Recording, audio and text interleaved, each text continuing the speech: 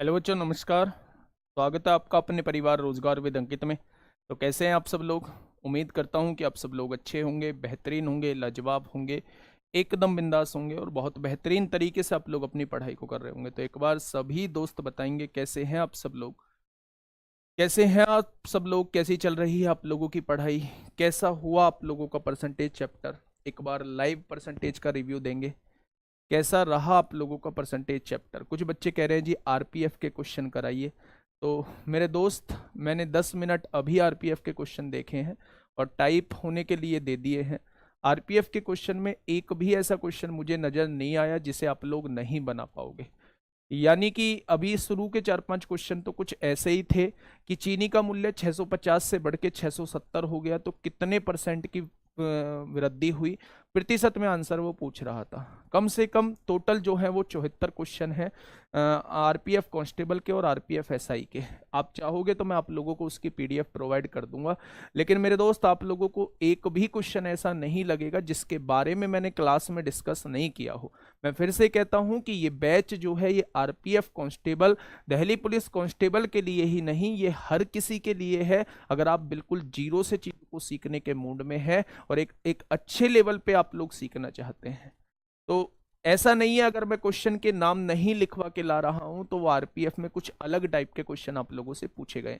ये जस्ट हम लोगों के मन का वहम होता है कि भाई ये बैच तो डीपी कांस्टेबल का चल रहा है, इसमें आरपीएफ का नहीं पढ़ाया जाएगा। दोस्त ऐसा नहीं होता है ना। दूसरी बात, कल मैंने कुछ कमेंट्स पढ़े। कमेंट्स तो मैं डेली पढ़ता हूं, जहां जरूरत होती है उनका रिप्लाई भी करता हूं।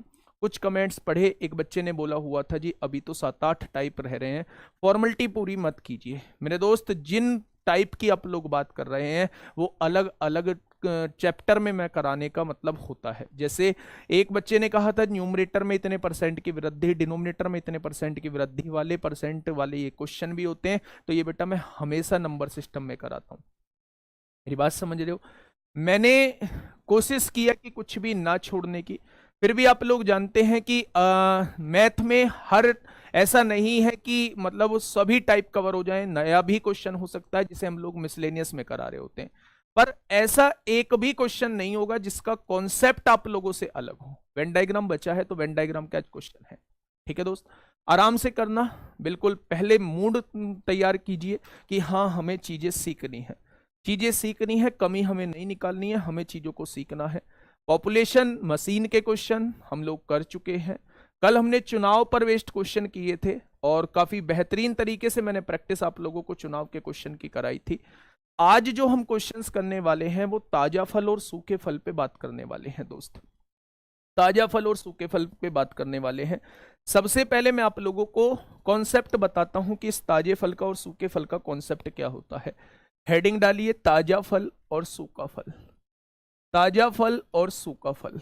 बेटा अगर आप कॉन्सेप्ट समझ गए ना मेरे दोस्त, तो आप लोगों को ना एक भी क्वेश्चन में दिक्कत नहीं आएगी, एक भी क्वेश्चन में दिक्कत नहीं आएगी। ताजा फल हम लोग पढ़ने वाले हैं और सूखा फल हम लोग पढ़ने वाले हैं। एक्चुअल में फल में होता क्या है?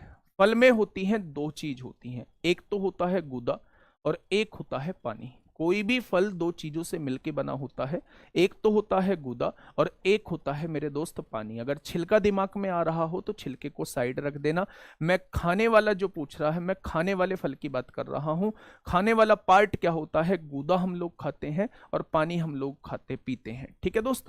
तो किसी भी फल के अंदर दो चीज होती हैं, एक तो पल्प होता है जिसे गूदा कहते हैं और एक होता है वाटर जिसे हम लोग पानी कहते हैं, ठीक है।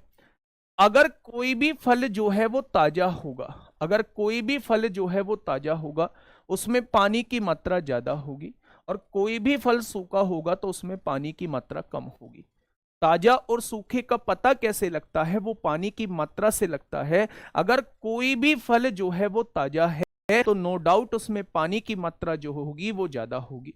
अगर कोई भी फल जो है वो सूखा है तो आप लोग कहेंगे जी इसमें पानी की मात्रा जो है वो कम होगी, ठीक है।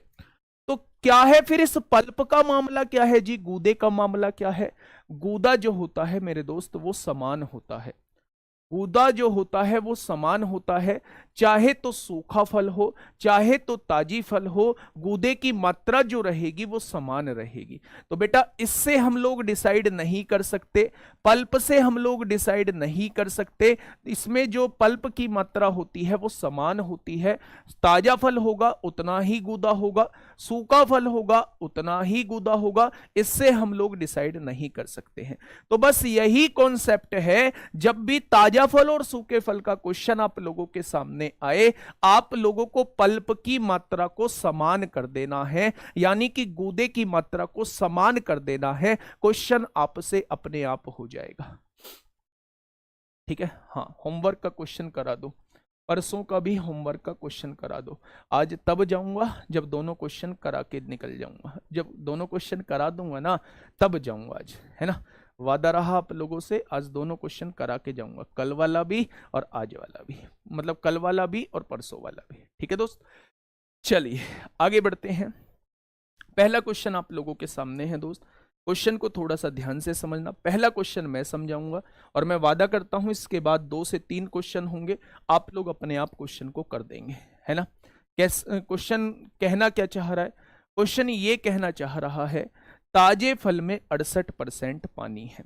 सबसे पहले बेटा यहाँ ताजा फल डालिए, ताजा फल डालिए, और यहाँ जो है वो सूखा फल डालिए। ध्यान से सुनना, बहुत प्यार से समझना। यहाँ पल्प की मात्रा डालिए, पल्प होता है और वाटर होता है। ताजा फल हो चाहे सूखा फल हो, ये दोनों चीजें मौजूद होती हैं, गूदा भी होगा और पानी भी होगा। ठीक है, ताजे फल में 68% पानी है। अगर 68% पानी है तो बाकी बचा कुचा जो होगा वो पल्प होगा, गूदा, तो 32% जो है वो पल्प आ जाएगा। 68 और 32 100 हो जाएंगे, पूरा हो गया 100%। ठीक है, सूखे फल में 20% पानी है, सूखे फल में 20% पानी है तो 80% गूदा है। यही तो क्वेश्चन कहना चाह रहा है मेरे दोस्त। थोड़ा सा प्यार से समझेंगे इस क्वेश्चन को। रेशो निकाल लो, 4 से काटोगे 8 बार कटेगा, 4 से काटोगे 17 बार कटेगा, 20 से काटोगे 20 एकम 20, 20 चौक 80। मैंने एक कॉन्सेप्ट आप लोगों को बता के आया था, मैंने कहा था कि चाहे फल ताजा हो चाहे फल सूखा हो, पल्प की मात्रा जो होती है वो समान होती है। तो आपने कहा जी यहां तो समान नहीं है, ये तो अलग अलग है, तो बेटा इसे समान कर दो। समान कैसे हो सकता है, इसमें 2 की गुणा कर दी तो ये इसके बराबर हो जाएगा।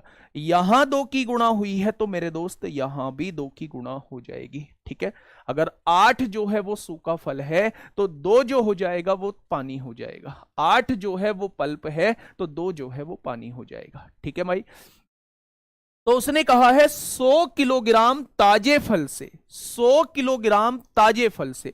तो मेरे दोस्त ताजे फल की मात्रा कितनी है मेरे पास, 8 तो पल्प है 17 पानी है। क्या दोनों को मिला के मेरे पास एक ताजा फल बना होगा, और ताजे फल की मात्रा जो है मेरे पास 25 यूनिट है। कैसे पता पड़ा, 8 और 17 को जोड़ा, क्योंकि जो ताजा फल बना है किन 2 चीजों से मिलकर बना है, पल्प और वाटर से। पल्प की मात्रा 8 है, वाटर की मात्रा 17 है, तो दोनों को जोड़ेंगे पूरा ताजा फल तैयार हुआ होगा। उस ताजे फल की मात्रा कितनी हो जाएगी, 25 यूनिट हो जाएगी। उसने कहा है ताजे फल की मात्रा जो है वो 100 किलो है, तो क्या 1 यूनिट की वैल्यू कितनी आ जाएगी, 25 यूनिट बराबर 100 है, तो 1 यूनिट बराबर 100/25, क्या 4 किलो आ जाएगा। या 1 यूनिट की वैल्यू दोस्त 4 किलो आ जाएगी। अब उसने पूछा है सूखा फल कितना प्राप्त किया जा सकता है, तो सूखे फल में 8 बेटा पल्प है और 2 पानी है, क्या दोनों को मिला देंगे तो सूखा फल बन जाएगा। सूखा फल कितना है, 8 और 2 10, यानी वो 10 यूनिट की वैल्यू पूछना चाह रहा है। अगर 1 यूनिट की वैल्यू 4 है तो 10 यूनिट की वैल्यू कितनी हो जाएगी, 100 किलो ताजे फल से 40 किलो सूखा फल जो है वो तैयार